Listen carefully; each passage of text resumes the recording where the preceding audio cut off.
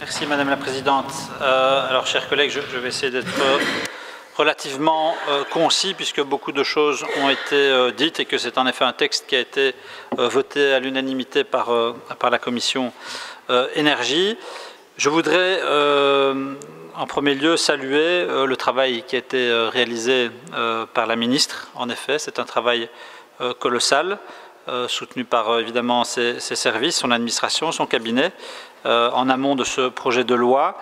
Et s'il était prévu par l'accord de gouvernement, ça n'enlève évidemment rien à la qualité et aux ambitions certaines dont ce texte témoigne. Et en effet, c'est un texte important et il faut pouvoir le dire. Alors la loi de 2003 a déjà fait l'objet de modifications, mais cela fait maintenant près de 12 ans qu'une adaptation du texte était attendue, visant à garantir de manière adaptée l'existence, la suffisance et la disponibilité des provisions nucléaires au moment où celles-ci devront être utilisées. Et donc, en effet, on doit mesurer le caractère relativement important, sinon historique, du texte que nous débattons pour le moment.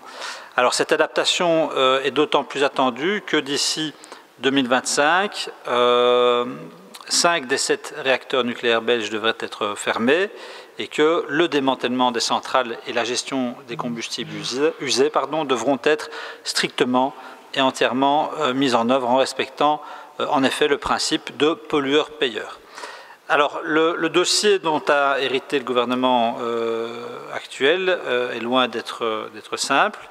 En prenant en compte l'inflation, le coût du démantèlement est estimé à 7 milliards d'euros, celui de la gestion des combustibles usés de 33 milliards d'euros, et tout ceci nécessitant des travaux jusqu'en 2135. Et donc, il est relativement rare, c'est peut-être même unique, qu'un Parlement doive se projeter aussi loin, de manière aussi abstraite, dans le futur. C'est un exercice qui est conceptuellement, intellectuellement difficile, mais que nous parvenons en effet à réaliser avec des montants qui sont rarement discutés dans une assemblée comme la nôtre. Alors dans le même temps, le fonds géré par la société d'approvisionnement Synatom ne s'élève qu'à 14,4 milliards, ce qui pose la question de la suffisance des provisions, et plus de la moitié du fonds actuellement disponible, 8,3 milliards, fait l'objet de prêts à son actionnaire Engie Electrabel.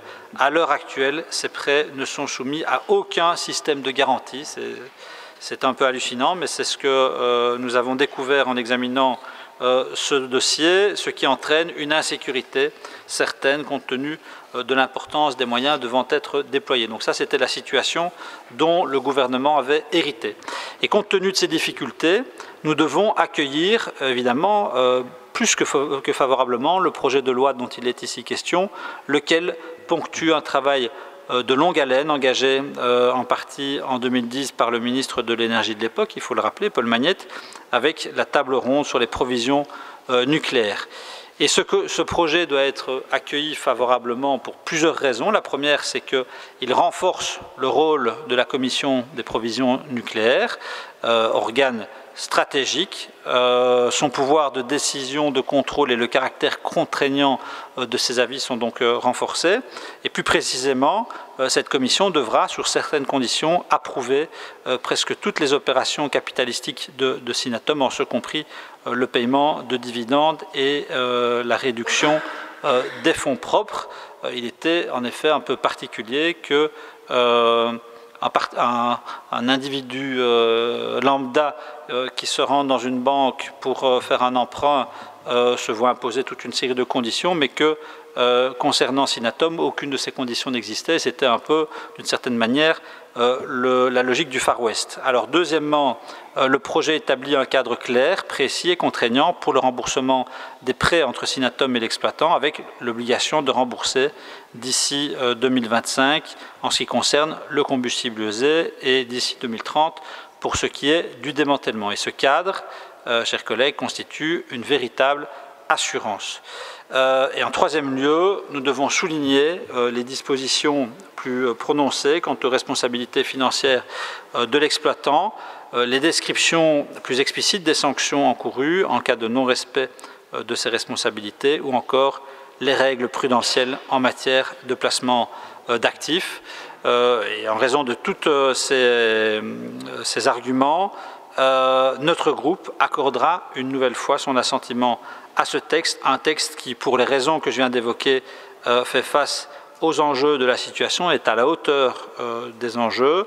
J'en appelle par ailleurs à mes collègues évidemment à faire de même, ce qu'ils ont fait en commission. Ces dispositions doivent entrer en vigueur le plus rapidement possible et évidemment, vous l'avez compris, il en va de notre avenir, mais surtout de celui des générations futures, générations que nous comprenons dans un sens extrêmement long, puisqu'on parle déjà du siècle prochain. Je vous remercie.